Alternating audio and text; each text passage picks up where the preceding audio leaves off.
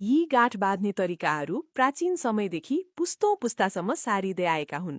अन्तिम तरिका त हराउने लागेको छ। 1. आफै खुल्ने गाँठ, सेल्फ रिलिजिङ नट। सबैजनाले ध्यान दिनुहोस्। जब कुनै वस्तु माथिबाट तल झार्नुपर्छ, यो गाँठ प्रयोग गरिन्छ। बाँध्न अत्यन्तै सजिलो छ, एकैचोटि सिकिन्छ। तर एउटा कुरा सम्झनुहोस्, एउटा डोरी मुख्य डोरी हो, अर्को सहायक डोरी।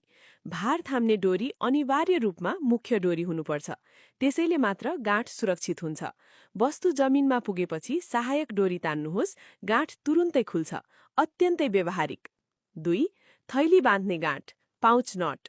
धेरै मानिस थैली यसरी बाँध्छन्, पहिले साधारण गाँठ, पछि सर्कने फन्दा। तर यसरी कसेर बाँध्न गाह्रो हुन्छ र खोल्न झन्झटिलो पनि। यो प्राचीन तरिका हेर्नुहोस्। पहिले डोरी 2 तह पारेर थैलीको मुख वरिपरि बेर्नुहोस्।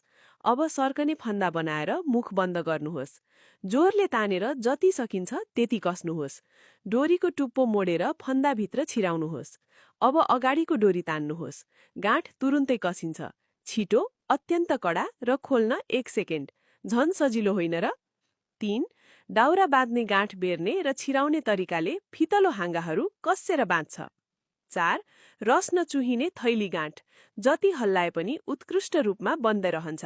भित्रको वस्तु कुनै हालतमा पोखिँदैन। 5. स्टिल तार डोरीको गाँठ। स्टिल तार चिप्लो र कडा हुन्छ। गाँठ बाँध्न गाह्रो र सजिलै खुस्किन्छ। यसको सट्टा यो उपाय अपनाउनुहोस्। पहिले तार डोरीलाई 2 वटा नटभित्र छिराउनुहोस्। पछि माथितिर पल्टाएर फेरि पहिलो नटभित्र घुसाउनुहोस्। जोरले तानेर सिधा पार्नुहोस्।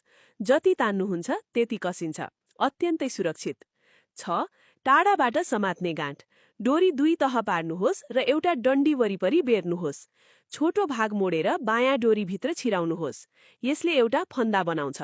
अब मुख्य डोरीलाई सहायक डोरी वरिपरि बेर्नुहोस्। बायाँ फन्दाभित्र छिराएर कसनुहोस्। फन्दाको आकार मिलाउन सकिन्छ।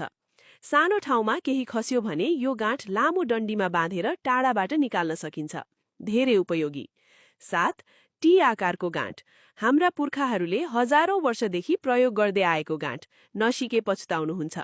8. हावाले नउड्ने झुन्ड्याउने हुक। गाँठ बाँध्न सजिलो, बलियो र सुरक्षित। सामान झुन्ड्याउन वा कपडा सुकाउन उत्तम।